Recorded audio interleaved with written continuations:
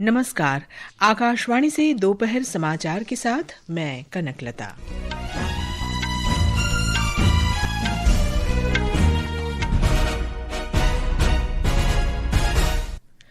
प्रधानमंत्री नरेंद्र मोदी ने global south को सशक्त बनाने के लिए आर्टिफिशियल इंटेलिजेंस के लोकतंत्रीकरण का आह्वान किया। विश्व नेताओं की उपस्थिति में नई दिल्ली में भारत एआई इम्पैक्ट समिट 2026 का औपचारिक उद्घाटन। प्रधानमंत्री ने नैतिक और समावेशी एआई के लिए मानव विजन का अनावरण किया। कहा, एआई से दुनिया को तभी लाभ होगा जब इसे साझा किया जाएगा। फ्रांस के राष्ट्रपति इमैनुअल मैक्रों ने भारत के डिजिटल बुनियादी ढांचे की सराहना करते हुए इसे विश्व में अद्वितीय बताया। बिहार के मुंगेर में अंतिम सशस्त्र माओवादी के समर्पण के बाद राज्य नक्सल मुक्त घोषित। सर्वोच्च न्यायालय ने कहा, मुफ्त योजनाओं की संस्कृति आर्थिक विकास में बाधा डालती है। राज्यों से रोजगार सृजित करने का आह्वान। और आईसीसी T20 क्रिकेट विश्व कप के सुपर 8 चरण के मुकाबले तय।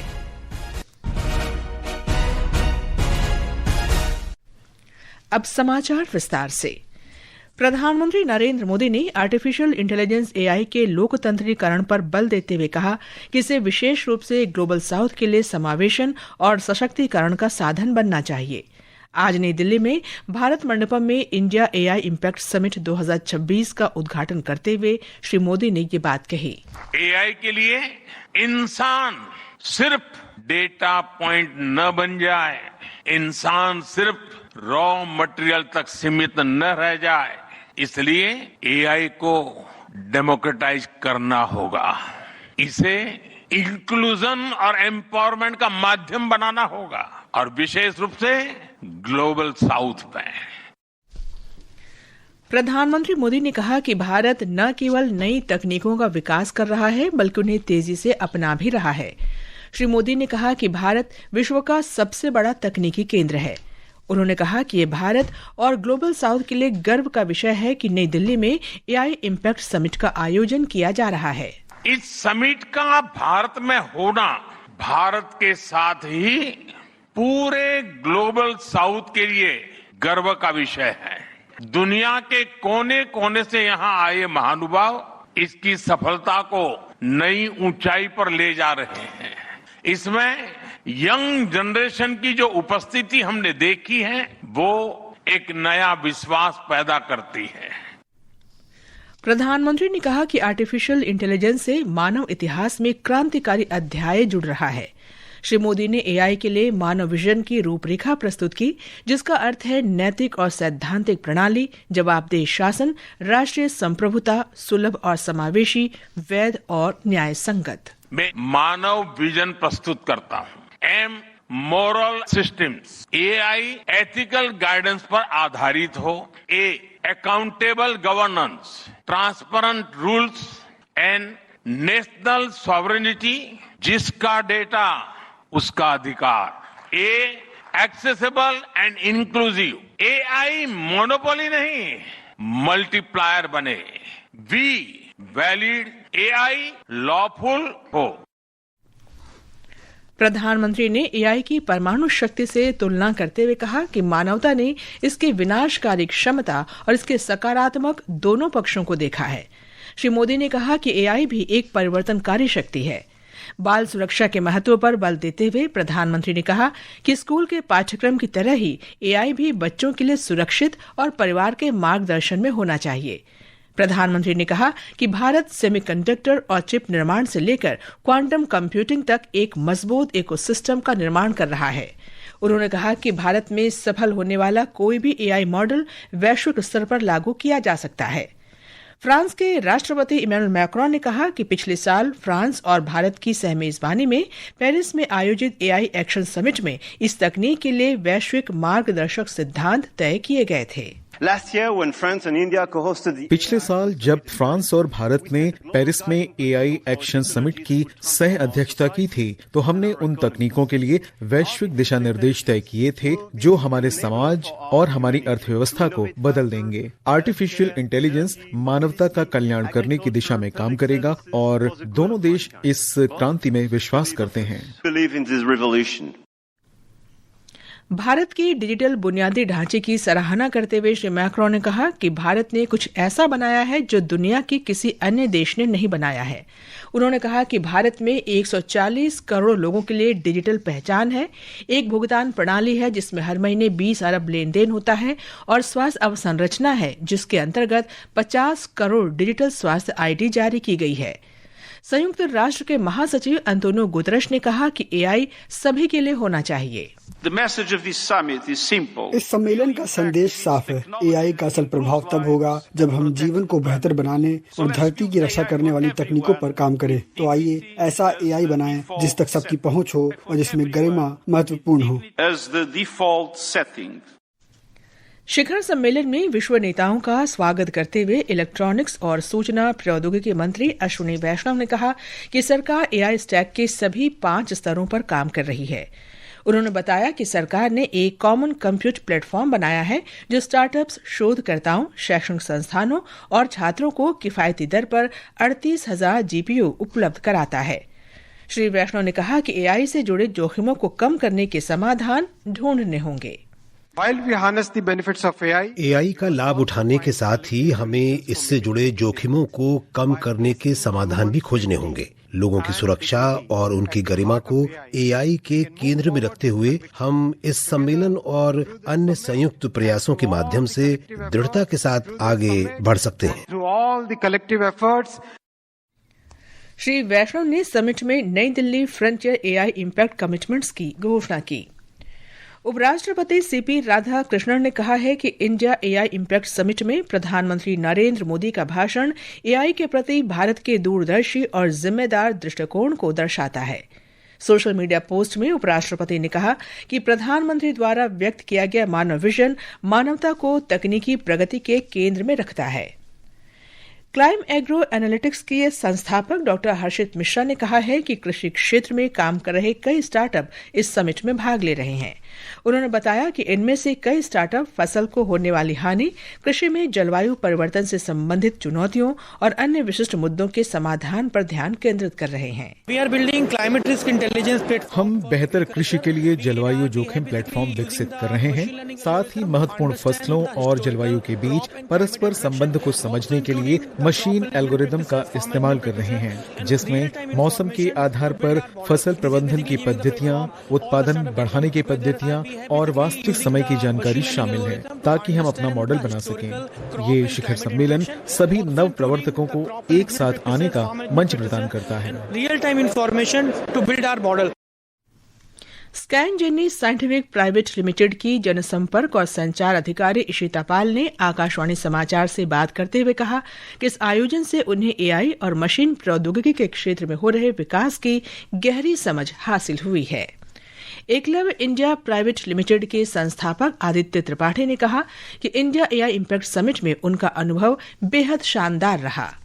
ये समाचार हमारी वेबसाइट www.newsonair.gov.in और हमारे न्यूज ऑन एआईआर ऐप पर भी उपलब्ध हैं। दोपहर समाचार में आपका फिर स्वागत है। बिहार अब पूरी तरह से नक्सल मुक्त हो गया है। राज्य के अंतिम हथियारबंद माओवादी सुरेश कोड़ा ने मुंगेर में आत्मसमर्पण कर दिया। मुंगेर के पुलिस उप महानिरीक्षक राकेश कुमार ने बताया कि नक्सल प्रभावित रहे 23 जिलों में अब कोई भी हथियारबंद नक्सली दस्ता सक्रिय नहीं है। पूरा बिहार अब नक्सल से पूर्णतः मुक्त है और आज की तिथि में ऐसा कोई भी हथियारबंद सक्रिय नक्सली नहीं है जो बिहार की धरती पर मौजूद है। समूचे बिहार राज्य में जो सक्रिय हो और जो हथियारबंद। मुंगेर के जिलाधिकारी निखिल धनराज निप्पणेकर ने कहा कि केंद्र सरकार की आत्मसमर्पण और पुनर्वास नीति के अंतर्गत सुरेश कोड़ा को निर्धारित लाभ जल्द उपलब्ध कराया जाएगा। सुरेश कोड़ा जी को जो आत्मसमर्पण नीति के तहत जो लाभ मिलने हैं का हम लोग त्वरित कार्रवाई करते हुए उसका निष्पादन करेंगे। इसके अलावा उनके पूरे परिवार को और समस्त आदिवासी क्षेत्र में जितने हमारे लोग रहते हैं तो सरकार की जन कल्याण योजनाएं हैं तो सबका लाभ उनको देने के लिए हम लोग विशेष कैंप लगाएंगे। सुरेश कोड़ा की पत्नी प्रमिला देवी ने आत्मसमर्पण के फैसले पर प्रसन्नता व्यक्त की। चलिए पति के चलिए जंगल में काहे के भटक रहा है, चलिए बाल बच्चा मिलकर सबको रहेंगे, खाएंगे, सुखी से जिएंगे, यही बोले हम। अच्छा लगे रहा। वर्ष 2012 में राज्य के 23 जिले नक्सल प्रभावित थे। केंद्र और राज्य सरकार के संयुक्त प्रयासों से वर्ष 2025 में एक भी नक्सली घटना नहीं हुई। इसी वर्ष 220 नक्सलियों की गिरफ्तारी भी हुई। ये राज्य में शांति और विकास की दिशा में एक बड़ी उपलब्धि मानी जा रही है। सर्वोच्च न्यायालय ने कहा है कि मुफ्त योजनाओं की संस्कृति से देश के आर्थिक विकास में बाधा आ रही है। मुख्य न्यायाधीश न्यायमूर्ति सूर्यकांत और न्यायमूर्ति जॉय माल्या बागची तथा न्यायमूर्ति विपुल एम पंचोली की पीठ ने कहा कि देश के अधिकांश राज्य राजस्व घाटे में हैं, फिर भी विकास की अनदेखी करते हुए वे इस तरह का व्यवहार कर रहे हैं। न्यायालय ने तमिलनाडु विद्युत वितरण निगम लिमिटेड की याचिका पर सुनवाई करते हुए ये बात कही। याचिका में कहा गया है कि उपभोक्ताओं की आर्थिक स्थिति पर ध्यान दिए बिना सभी को मुफ्त बिजली देने का प्रस्ताव किया गया था। पीठ ने कहा कि राज्यों को मुफ्त भोजन, साइकिल और बिजली देने के बजाय रोजगार सृजन पर काम करना चाहिए। मुख्य न्यायाधीश ने कहा कि इस तरह से मुफ्त की योजनाएं शुरू करने से कोई कार्य करना नहीं चाहेगा। केरल में कोल्लम सतर्कता अदालत ने शबरीमला स्वर्ण मामले में त्रावणकोर देवस्वम बोर्ड के पूर्व अध्यक्ष ए पद्म कुमार की जमानत याचिका पर अपना फैसला टाल दिया है। पद्म कुमार ने 90 दिन की हिरासत पूरी करने के बाद वैधानिक जमानत के लिए अदालत का रुख किया था, क्योंकि दरवाजे के फ्रेम में लगे स्वर्ण कांड मामले में अभी तक आरोप पत्र दाखिल नहीं किया गया है। जम्मू कश्मीर में एक किशोर सुधार गृह से 2 पाकिस्तानी कैदियों के साथ फरार हुए एक गैंगस्टर की तलाश तेज कर दी गई है। इस बीच 5 संदिग्धों को पूछताछ के लिए हिरासत में लिया गया है। दोनों पाकिस्तानी नागरिकों को मंगलवार को हरियाणा के अंबाला रेलवे स्टेशन के पास से नेपाल जाते हुए गिरफ्तार किया गया था। पाकिस्तान के कराची में आज एक संदिग्ध गैस विस्फोट से एक आवासीय इमारत ढह गई। इसमें 13 लोगों की मौत हो गई। प्रशासन ने बताया है कि राहत और बचाव कार्य जारी है। पिछले महीने कराची के एक शॉपिंग मॉल में भीषण आग में 80 लोगों की जान चली गई थी। श्रीलंका की जेल से रिहा किए गए 11 मछुआरे चेन्नई पहुंच गए हैं। इनमें से 4 मछुआरे रामनाथपुरम के हैं, जबकि अन्य 7 नागपट्टिनम और मयिलाडुतुरई जिलों के हैं। श्रीलंका की नौसेना ने इन्हें पिछले वर्ष जुलाई में अंतर्राष्ट्रीय जल क्षेत्र में घुसपैठ करने के आरोप में गिरफ्तार किया था। उन्हें भारतीय आव्रजन अधिकारियों को सौंपा गया था। ये समाचार आकाशवाणी से प्रसारित किए जा रहे हैं। ताज़ा समाचार जानने के लिए आप हमारे social media handle X@AIR news Hindi को फॉलो कर सकते हैं। ये आकाशवाणी है। देश के कई हिस्सों में कल शाम चांद दिखाई देने के साथ ही आज से रमजान का पवित्र महीना शुरू हो गया है। प्रधानमंत्री नरेंद्र मोदी ने इस अवसर पर लोगों को शुभकामनाएं दी हैं। सोशल मीडिया पोस्ट में श्री मोदी ने आशा व्यक्त की कि ये महीना समाज में एकता की भावना को और मजबूत करेगा। आईसीसी T20 क्रिकेट विश्व कप का सुपर 8 चरण में 8 टीमों ने अगले दौर के लिए क्वालिफाई कर लिया है। ग्रुप 1 में भारत, दक्षिण अफ्रीका, वेस्टइंडीज और जिम्बाब्वे हैं, जबकि ग्रुप 2 में इंग्लैंड, न्यूजीलैंड, पाकिस्तान और श्रीलंका हैं। शनिवार को टूर्नामेंट के अगले दौर में 8 टीमें सेमीफाइनल में जगह बनाने के लिए खेलेंगी। महिला क्रिकेट में कैनबरा में 3 मैचों की T20 अंतर्राष्ट्रीय श्रृंखला के दूसरे मैच में भारत और ऑस्ट्रेलिया के बीच मुकाबला जारी है। ऑस्ट्रेलिया ने ताज़ा समाचार मिलने तक 10 ओवर में बिना किसी नुकसान के 86 रन बना लिए हैं। इससे पहले भारत ने टॉस जीतकर पहले गेंदबाजी का फैसला किया। रविवार को सिडनी में खेले गए पहले मैच में भारत ने डकवर्थ लुईस नियम के अनुसार ऑस्ट्रेलिया को 9 विकेट से हराया था। घरेलू शेयर बाजार का संवेदी सूचकांक सेंसेक्स में दोपहर के कारोबार के दौरान सेंसेक्स और निफ्टी में 0.9% की गिरावट देखी गई। अंतिम समाचार मिलने तक सेंसेक्स 750 अंक गिरकर 82,980 पर, जबकि निफ्टी 216 अंक की गिरावट के साथ 25,604 पर था। अंत में मुख्य समाचार एक बार फिर। प्रधानमंत्री नरेंद्र मोदी ने ग्लोबल साउथ को सशक्त बनाने के लिए आर्टिफिशियल इंटेलिजेंस के लोकतंत्रीकरण का आह्वान किया। विश्व नेताओं की उपस्थिति में नई दिल्ली में भारत AI इम्पैक्ट समिट 2026 का औपचारिक उद्घाटन। प्रधानमंत्री ने नैतिक और समावेशी AI के लिए मानव विजन का अनावरण किया। कहा, AI से दुनिया को तभी लाभ होगा जब इसे साझा किया जाएगा। फ्रांस के राष्ट्रपति इमैनुअल मैक्रोन ने भारत के डिजिटल बुनियादी ढांचे की सराहना करते हुए इसे विश्व में अद्वितीय बताया। बिहार के मुंगेर में अंतिम सशस्त्र माओवादी के समर्पण के बाद राज्य नक्सल मुक्त घोषित। सर्वोच्च न्यायालय ने कहा, मुफ्त योजनाओं की संस्कृति आर्थिक विकास में बाधा डालती है। राज्यों से रोजगार सृजित करने का आह्वान। और आईसीसी T20 क्रिकेट विश्व कप के सुपर 8 चरण के मुकाबले तय। इसके साथ ही दोपहर समाचार का ये अंक समाप्त हुआ। नमस्कार।